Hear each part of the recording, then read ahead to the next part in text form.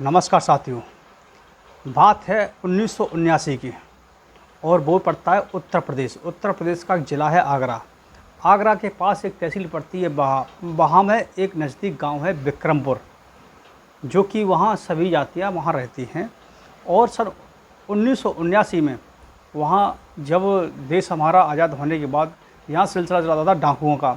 तो एक डाकू थे यहाँ पर, डाकुओं की गैंग थी विद्याराम मल्ला। मल्ला की गैंग थी, बहुत बड़ी गैंग थी। तो उन मल्ला की गैंग में उस गांव के ही एक सियाराम यादव रहा करते थे, उनका परिवार रहा करता था। तो सियाराम यादव का पुलिस से उठना बैठना था, उनसे नज़दीकी थी। तो विद्याराम जो मल्ला थे, जो डकैत थे, डाकू थे, उनको ये ऐसा लगता था कि जो सियाराम यादव जी हैं, ये पुलिस को हमारी मुखबरी देते हैं कि ये डकैत कहाँ आते हैं, डाकू कहाँ डकैती डाल रहे हैं।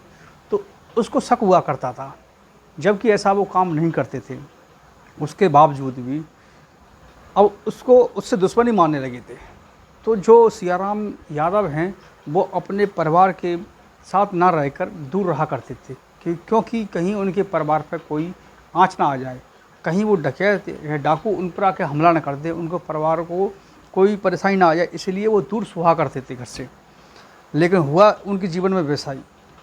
उसी समय यहाँ बटेश्वर का एक जगह पड़ती है, सभी लोग जानते होंगे, उत्तर काशी बोलते हैं जिसको, अच्छा मेरा लगता है यहाँ पर। तो दोस्तों होता क्या है कि वहाँ पर एक इंस्पेक्टर थे, बाहत कोतवाली थाना पड़ता है। तो वहाँ एक इंस्पेक्टर आए हुए थे, SI sub inspector Vishwanath Chauhan, जो वहाँ पर उनकी ड्यूटी थी। एसओ साहब थे, उनकी ड्यूटी पहुँच गई थी बटेश्वर मेले में। आधा फोर्स यहाँ रह गया था, आधा फोर्स वहाँ चला गया था और बखूबी से यहाँ पर चल रहा था। लेकिन एक दिन रात घटना क्या होती है कि जो वहाँ विद्याराम जो मल्ला डाकू था, उन्होंने आकर उसके घर पे आक्रमण कर देते हैं और वहाँ आके उनके परिवार में छोटे बच्चे से लेकर और बड़े तक सभी को गोलियां मार देते हैं। अब 19 लोगों की हत्या हुई थी, जिसमें छोटे बच्चे से लेकर बड़े बूढ़े तक। और इस बड़े हत्याकांड में पूरे यूपी के अंदर तहलका मचा था। लेकिन इनका इतिहास में क्यों नाम नहीं आता है? फूलन देवी का आता है। फूलन देवी एक महिला थी, महिला डकैत थी, और उसने एक लाइन में खड़े होकर करीब 15 या 20 ठाकुरों को एक लाइन में खड़ा करके गोली मारी थी। इसलिए उनका नाम ऐसी बड़ी हत्या में लिया जाता है, जिससे पूरा प्रदेश क्या पूरे देश में उनका नाम हो गया था।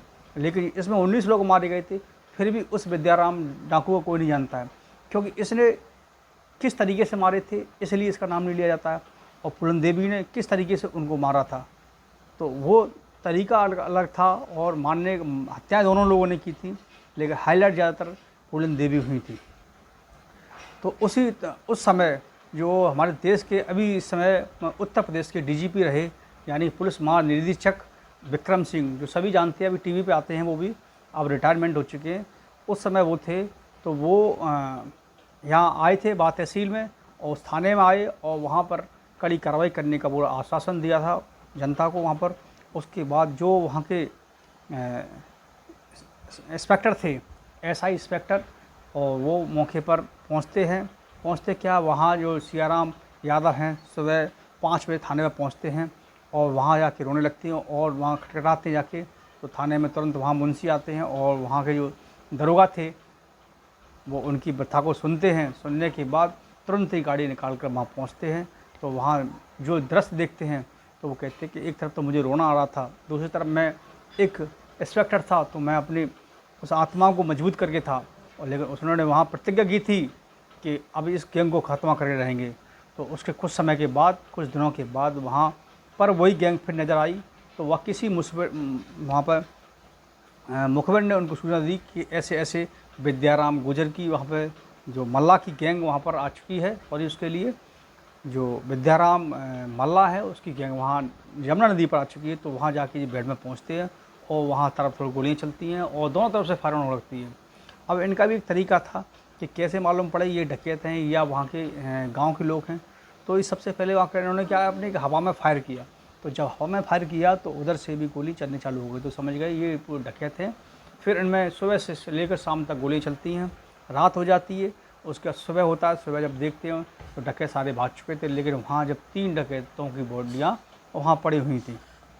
तो वहाँ 3 लोगों को, डकैतों को मारा था। उसके बाद जो यहाँ इंस्पेक्टर थे विश्वनाथ चौहान, उनका ट्रांसफ़र हो जाता है, वो चले जाते हैं। लेकिन जो डीजीपी थे यहाँ के उत्तर प्रदेश के, उन्होंने इस गैंग का सफाया किया, उनको मारा, तब यहाँ इतना शांत माहौल बना। लेकिन देखा जाए बाघ क्षेत्र की जो मिट्टी है चंबल घाटी की पड़ती है, इधर यमुना है और एक साइड चंबल है, तो डाकुओं का यहाँ क्षेत्र रहा है। यहाँ पर डाकू मानसिंह हुए हैं और फूलन देवी भी यहीं पास में इधर साइड में हुई है। वो बेमई इनका पड़ता है, बेमई गांव। तो यहाँ ज़्यादातर डकैतों का क्षेत्र रहा है। लेकिन पहले इतनी टेक्नोलॉजी, इतनी व्यवस्थाएं नहीं थी, इस वजह से ऐसा हुआ। लेकिन अब भी होता है क्राइम, लेकिन अब क्राइम उसी हिसाब से होता है। तो दोस्तों, ये थी आज का आपको वीडियो दिखाया, और ये सच्ची घटना है जो कि बाघ क्षेत्र की है। और कल कोई नई स्टोरी आएगी तो आपके साथ फिर रूबरू होंगे। तब तक के लिए जय हिंद, जय भारत।